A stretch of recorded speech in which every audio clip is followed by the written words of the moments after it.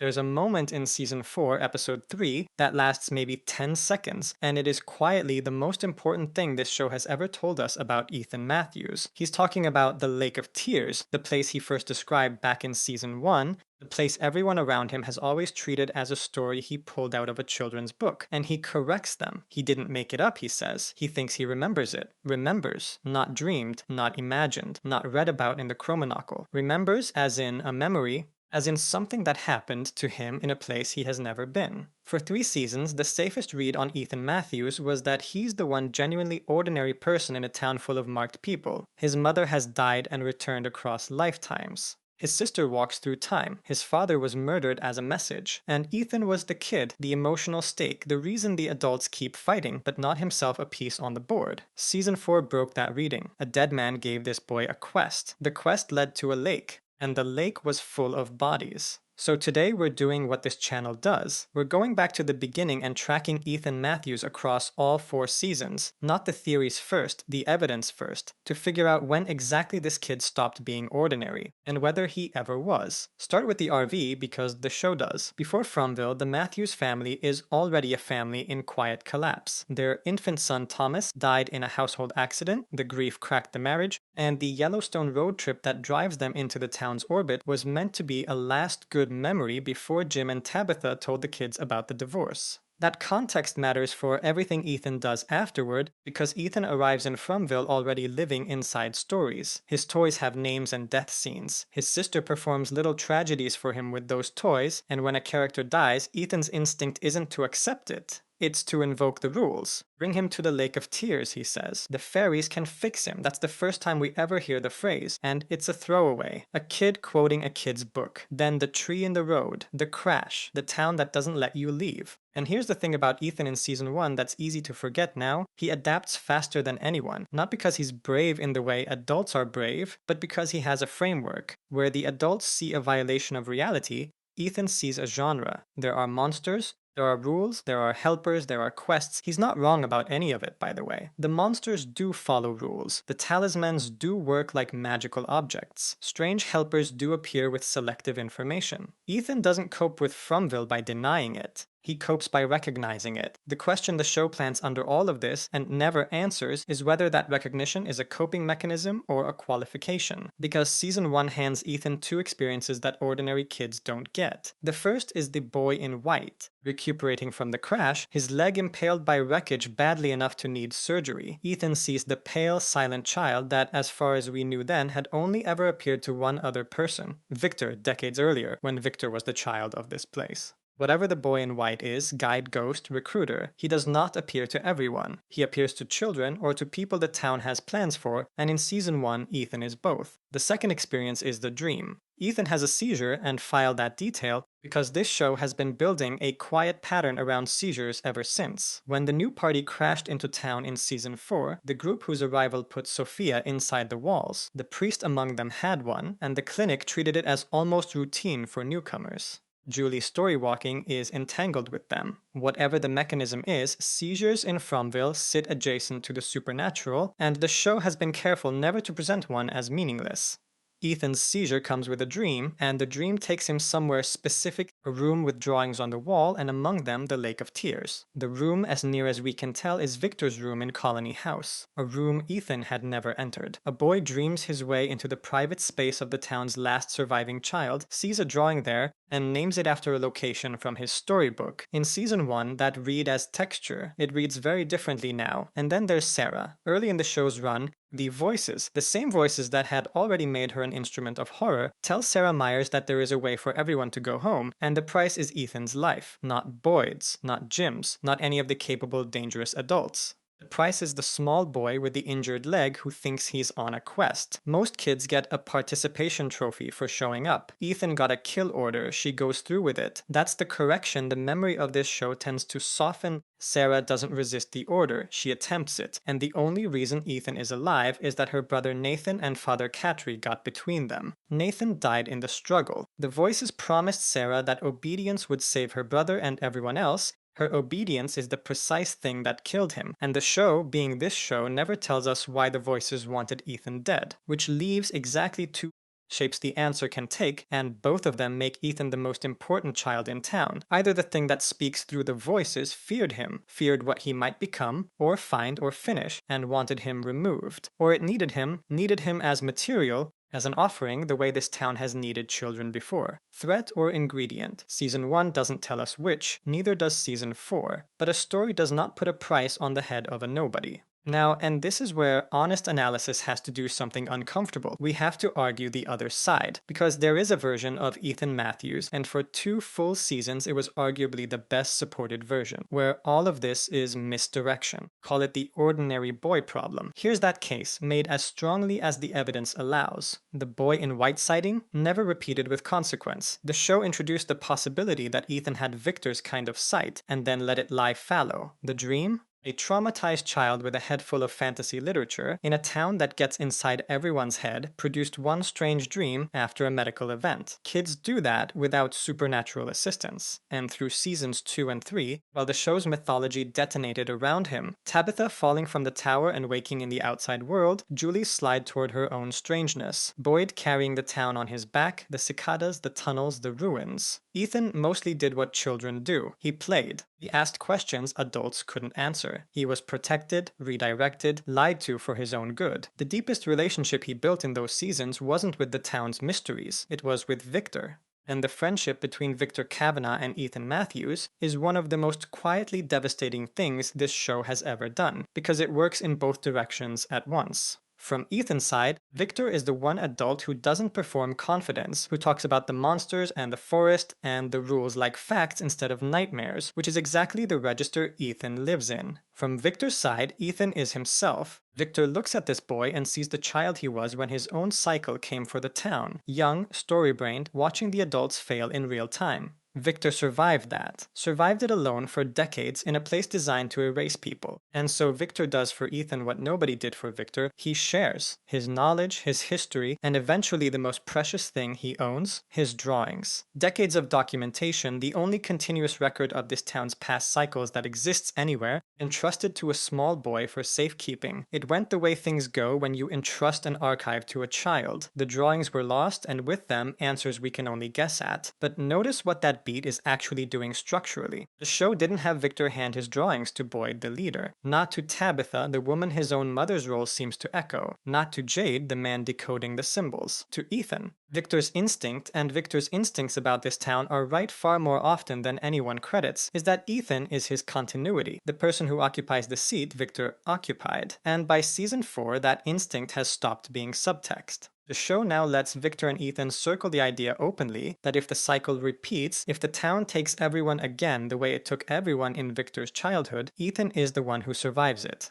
the successor. The next boy left behind to draw pictures of what he saw and wait half a lifetime for the next family to drive past the tree. So the ordinary boy reading was always missing something, and what it was missing is the shape of the show itself. Because From is built on structural mirrors, we've traced this across every video we've made about it. Tabitha mirrors Miranda, Jade mirrors Christopher. The past cycle mirrors the present one, beat for beat, like the town is a story that keeps being retold with a new cast. And in that architecture, Ethan was never unassigned. He was always standing exactly where Victor once stood. The ordinary boy problem isn't that Ethan is ordinary. It's that being the ordinary boy is a role in this story, and it's the role the town chews up last. Then Jim Matthews dies, and season 4 stops being subtle about any of it. We should be honest about the sequencing here. The show makes us live with Jim's disappearance before it confirms the worst, and when confirmation comes, it comes staged. The goat heads in the bag, a feint aimed at Boyd and Tabitha, and then the real thing arranged in the barn where the children would find it, strung up beneath 4 words. Knowledge comes at a cost. Whatever else the entity behind the man in yellow is, it is a communicator. Jim's body wasn't hidden, it was published, aimed specifically at the 2 Matthews children, which tells you the entity considers the Matthews children an audience worth addressing, and then the dead man speaks.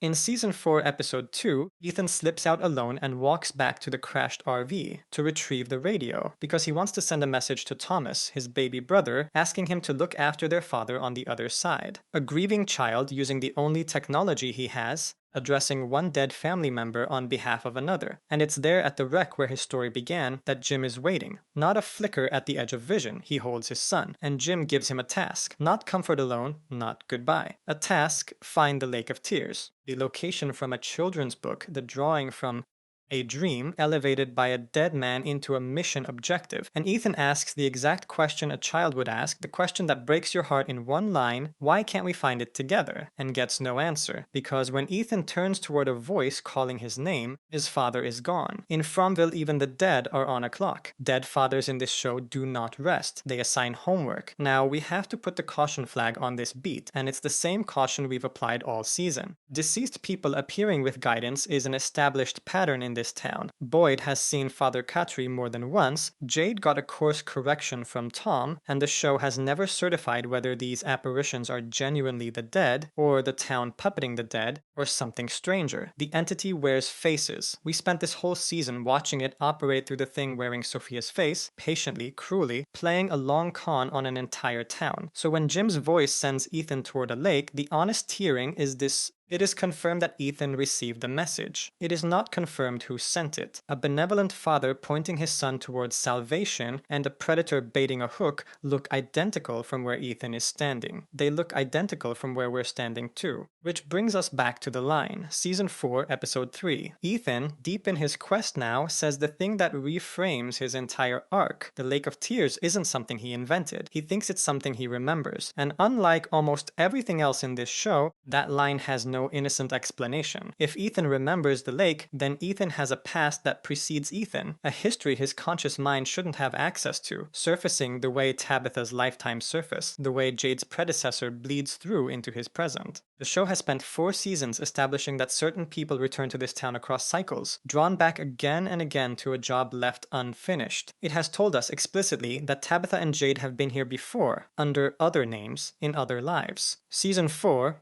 Episode 3 is the first time the show gestures, quietly, deniably, in the mouth of a child, at the possibility that the boy has been here before too. The expedition itself lands in Episode 4, and it's a masterpiece of this show's particular cruelty. Ethan gets to be right and wrong at the same time. Out with the foraging party, Donna, Ellis, Tabitha, the boy leading a grief quest his mother is humoring, because humoring it is easier than grieving, they find a lake. And Ethan, who rejected a previous lake on sight, doesn't reject this one. He tests it the way you test a magic object in a story, an injured bird, water with healing properties, faith. And while a small boy performs a fairy tale rite on the shoreline, a man finds a rope in the ground, pulls it, and the water gives up what it's been holding. A net, shapes with the silhouettes of people. The lake from the children's book, the lake with the fairies who bring you back, and what's actually in it is bodies, the dream and the drowned, both true at once. That's the whole show in a single image, and it's Ethan's image. By the finale, Ethan's thread braids into everything. The children's bones, the remains at the center of the town's original sin, are out of the ground at terrible cost, and nobody knows what they require, but the thread the show keeps leaving in frame points toward the Lake of Tears as the place where this ends, which means the end game of the entire series is now sitting at the destination of a quest that was assigned to a child. And in the middle of the finale's chaos, the black sky, the earthquake, the town's protections quietly stripped away while everyone looked elsewhere, there's one small beat that belongs in this video's ledger.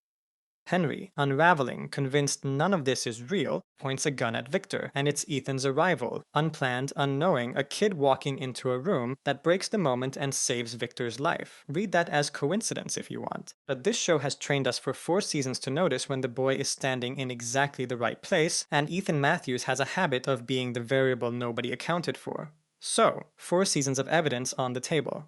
Time to argue about what it means. 3 readings, in descending order of how much weight the show itself will carry for them. The first reading is the successor. Ethan is Victor's mirror, the child of this cycle, being prepared by the boy in white, by Victor himself, by the story's own architecture for the role Victor was left holding. The evidence here is the strongest in the file because so much of it is now on screen. The mirrored boy in white sightings, Victor's instant, protective recognition of Ethan, the drawings passed down like an inheritance, and the fact that the show has moved this idea out of subtext entirely. Victor and Ethan themselves now speak in terms of succession, of what happens to Ethan if it all repeats.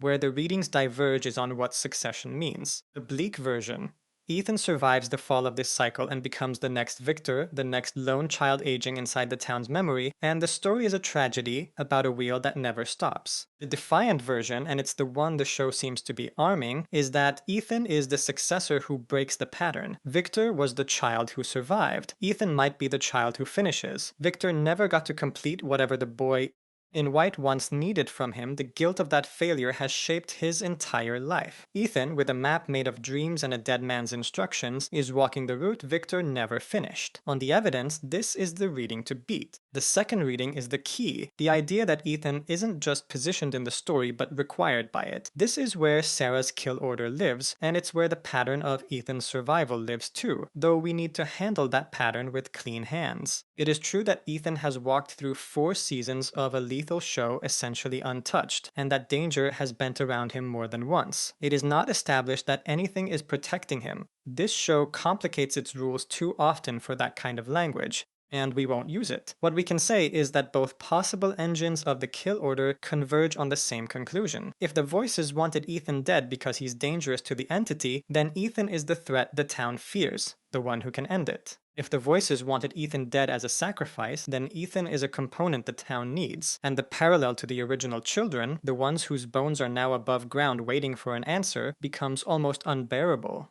A boy tasked with carrying out a ritual at a lake in a town whose founding crime was what its adults did to children in the name of a promise. The season 5 dread scenario isn't that Ethan fails his quest, it's that he completes it exactly as designed, and the design was never his father's. And the third reading is the wild tier, and we're going to treat it the way this channel treats everything in this tier, seriously enough to describe, honestly enough to label. This is pure speculation, none of it has on-screen support, and some of it has on-screen problems. The theory that Ethan's imagination shapes the town, or created it, it's built on a real observation, which is that Fromville runs on story logic, and Ethan is the character most fluent in story logic. But fluency is not authorship, and the town's history visibly predates Ethan's birth by generations. The theory that Ethan is the author of the tale we're watching, that the roles around him, protector and seeker and forgotten child, are characters in a story he's telling, is a lovely lens for one rewatch and collapses the moment the show follows anyone's interior life but his, which it does constantly.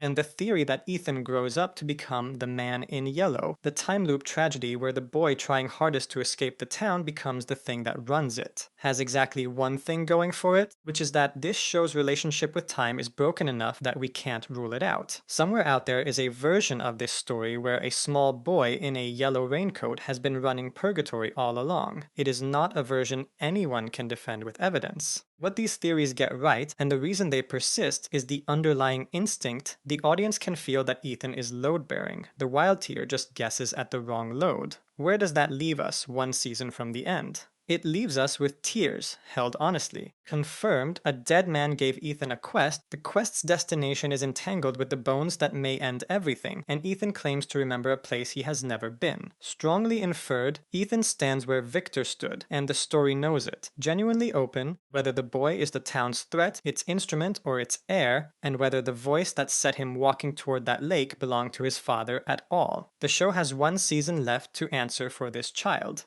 Every road it has built runs through him. Victor waited 50 years for someone to finish the story. The town spent 4 seasons writing Ethan into the ending. We just don't know yet whose ending it is.